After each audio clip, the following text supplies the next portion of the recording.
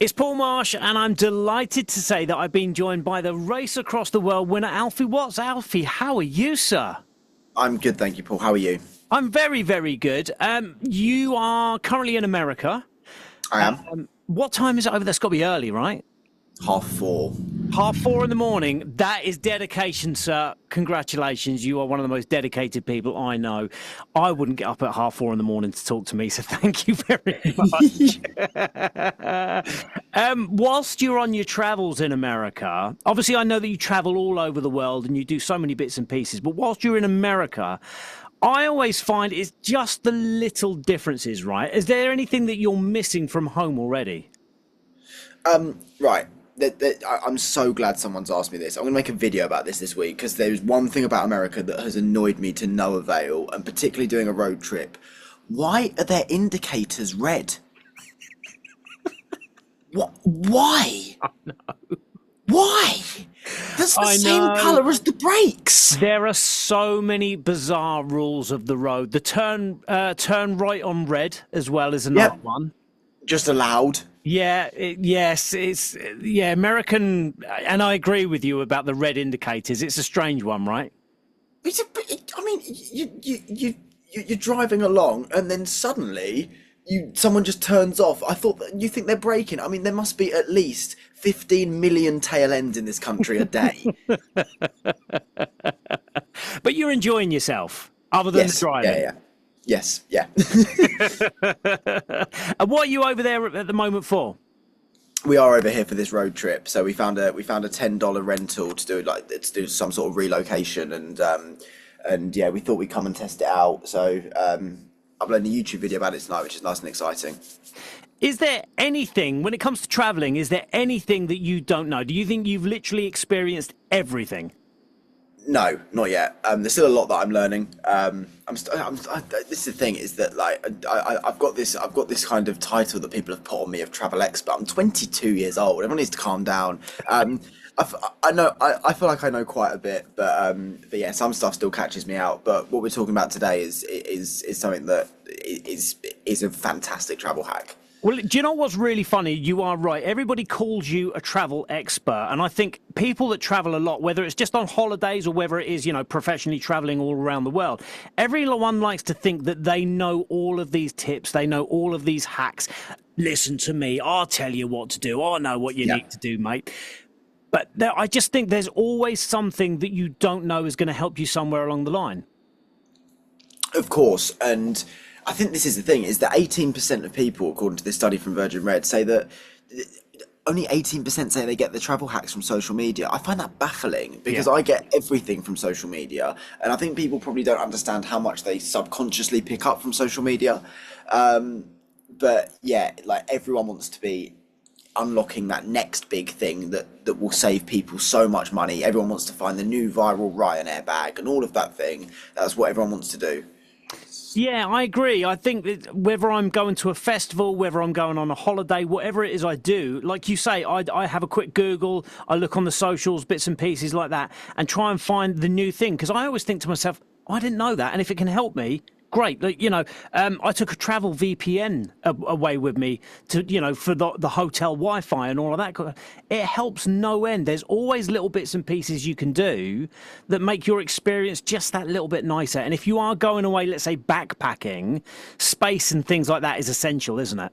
Yeah, yeah. And I think not even just backpacking. I think one of the hacks that I kind of talk about is, even if you're just going on a family holiday, you're going to be upsold suitcases by airlines. And my question would be, do you need an extra suitcase that's going to cost you £80 per head? Or actually, can you take one less suitcase and just wash your stuff whilst you're in wherever you are, particularly if you're staying in an apartment or somewhere local? There'll always be a laundromat.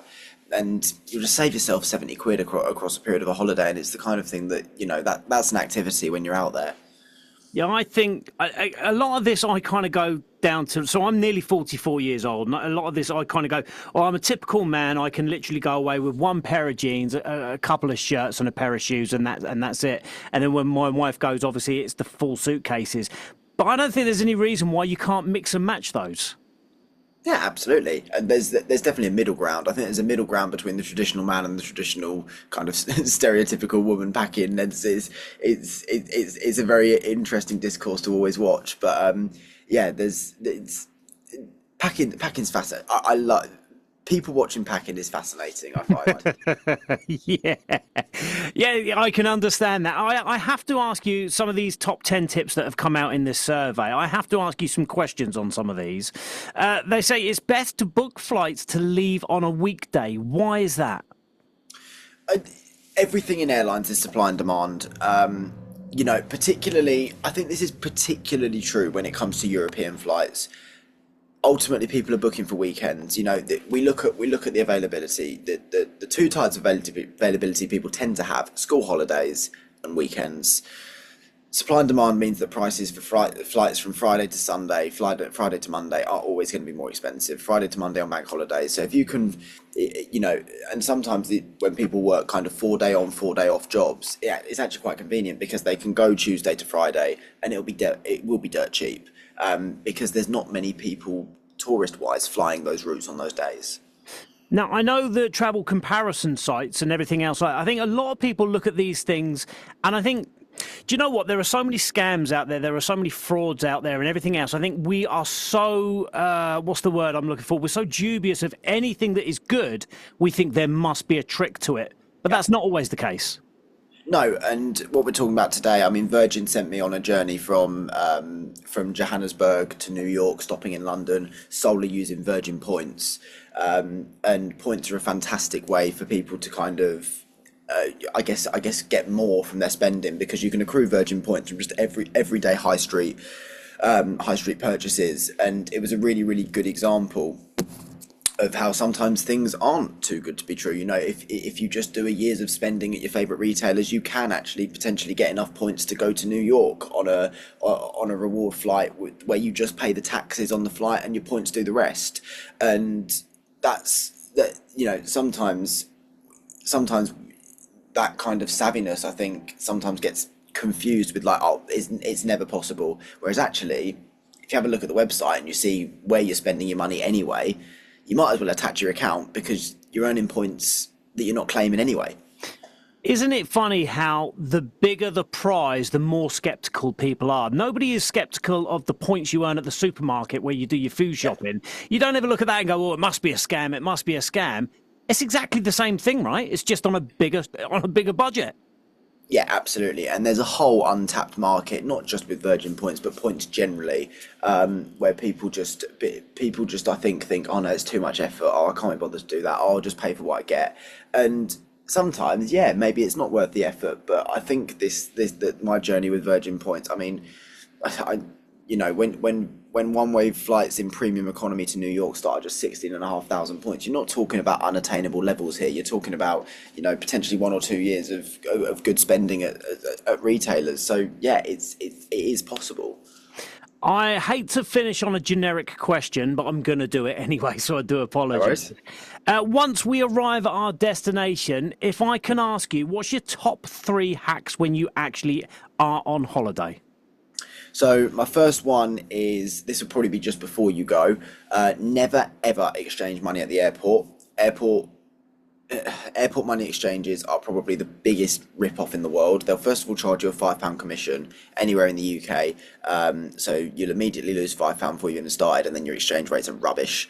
It's exactly the same as filling up your car at a petrol station on the M25 service station. It's going to be expensive. Second one I say is get an eSIM or get a physical SIM once you're at Yes. the airport because you don't want to be whacked with extreme roaming charges. I think there's only a few mobile providers in the UK that even offer EU home from home roaming now. So not getting stumped by those massive roaming charges is a big thing. And then I guess once you land, a really, really good one is have a look before you go at which mobile taxi service the country that you're going to uses and download it in advance, because mobile taxi prices are much better. They're fixed. You won't get scammed. You won't get led down the road by some guy who says he's a legitimate taxi, and you'll know what you're paying immediately.